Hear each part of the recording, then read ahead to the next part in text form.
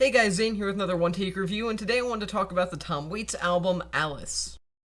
Alice walks somewhat of an awkward line in the Tom Waits discography, as it came out in his second golden age, so to speak, in the late 90s and early 2000s, but at the same time, it is sandwiched between two of his most highly praised albums, Mule Variations and Blood Money, and if you ask a lot of major music publications, excluding Rain Dogs, Mule Variations is his best album, and if you ask a lot of modern-day music nerds and review channels like the Needle Drop with Anthony Fantano, or even myself for that matter, Blood Money is one of, if not his best album, so Alice is kind of this weird middle point between the two.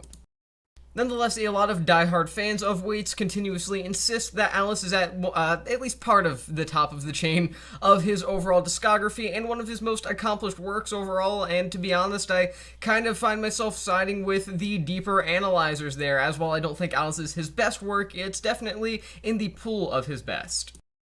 But then again, pretty much every Tom Waits album is one of his best, with only a couple misses here or there, so take that for what you will.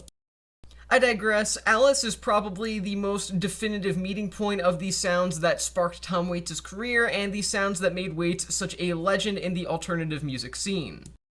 The smoky barroom noir style that kind of started off Waits' career is something that's hugely present on Alice and something that was kind of missing from his music by the time the 90s had rolled around with records like Bone Machine, albeit through a much darker filter than it was way back then. This is obviously far beyond the point of sort of acoustic guitars and songs about a drunkard's heartbreak as he sees his woman leave the bar and stuff like that. That's way behind Waits at this point. It was 2002. He had changed himself from his debut way back in the 70s with Closing Time, but still, remnants of that sound still remain. The songwriting here is most often the most major contributor towards the continuous black and white cigar smoking kind of sound that Alice takes up. Tales of death, hate, love, murder, depression, and all of the rest that come with the lovely upbeat discography of Tom Waits are beautifully woven over top of cloudy, dark jazz instrumentals that range from ambient to vaudevillian, and all of them manage to work. The ever-cryptic figure that Waits was at this point in his career, and frankly still is, Alice is the kind of record that you need multiple listens to fully digest what the man is singing about, or seemingly more like choking out between tears, but nonetheless, Alice is still a very strong, heavily lyric-reliant release nonetheless. Plus, not every single second of Alice is some sort of mediocre throwback to the olden days of Tom Waits' admittedly pretty intimidating and very insane catalog. Much of the hyper-surreal experimentalism that he first introduced to his music in the 80s with albums like Swordfish Trombones and Rain Dogs, before so industrializing throughout the 90s with records like Bone Machine and even the aforementioned Mule Variations, is all still present here on Alice. Sure, other records like the also previously mentioned Blood Money would be significantly more intense in this delivery of the violent surrealism that Waits was dealing with at the time, but still, Alice is a heavy competitor that swings a pretty solid bat in terms of actual strangeness and oddness within the Tom Waits discography. Even still, these very industrial and just completely out there kind of influences and sounds that go from sort of experimental to extremely experimental are significantly more spaced out than all of the other albums that I just mentioned. This means that heartfelt ballads like I'm Still Here and No One Knows I'm Gone are able to sort of break up all of the craziness and further allow more abstract cuts like We're All Mad Here to shine even more than they otherwise would on your average Tom Waits album. Then one could argue that this variety of different sounds from Waits' career up to this point is definitely something that could result in one of the less cohesive track lists in the course of Waits' otherwise famously consistent career, and while I do think that's true to some extent, there are so many different takes on melancholy here that there are just enough variations of that single emotion to elicit a number of different reactions in the listener and make for an emotionally gripping album nonetheless throughout all of the heartfelt balladry and all of the insane Butthole Surfers-esque experimentalism.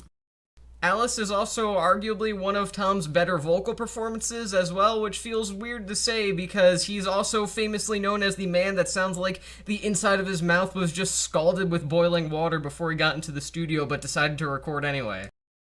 And I mean, in a way, Alice isn't necessarily much better. I mean, Waits still sounds like a mixture between the Cheshire Cat and Bruce Springsteen after getting stabbed in the throat, but somehow he makes it work. Tom Waits is somewhat similar to Bob Dylan in a way in terms of vocal performance, not in terms of actual tone. I mean, both are awful in a traditional sense, but they are similar in that they make up for a lack of traditionally great vocals by really just putting their all into every single word that they put out there in their music.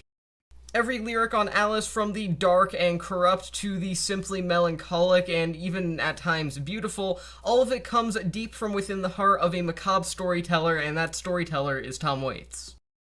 He isn't belting it out like a Rat Pack member or anything like that, but some people do know him as the Sinatra of surrealism for good reason. A deep, crunchy, vicious voice that really just has every aspect of passion that you could possibly imagine being put into it via his performance. So overall, even with all the critical praise, Alice probably still deserves to get more credit than it actually does get. It isn't merely a companion piece that's just sandwiched between two slightly more well-loved albums. It's actually a really great isolated listen, albeit with a track list that's slightly less cohesive than what you might expect from Tom Waits, but that's just kind of like saying one of the Beatles' worst songs that isn't Revolution number 9. I mean, it's still great no matter what. I'm going to give Alice 4 stars out of 5. My one take on this album is that Alice is a very impressive album, as it really just drives home several different aspects of Tom Waits' oceanic career up to this point, while still standing out in his massive discography as something emotionally powerful and generally well written. So again, 4 stars out of 5. And with that being said, that's the end of this review, and I'll see you guys in the next one.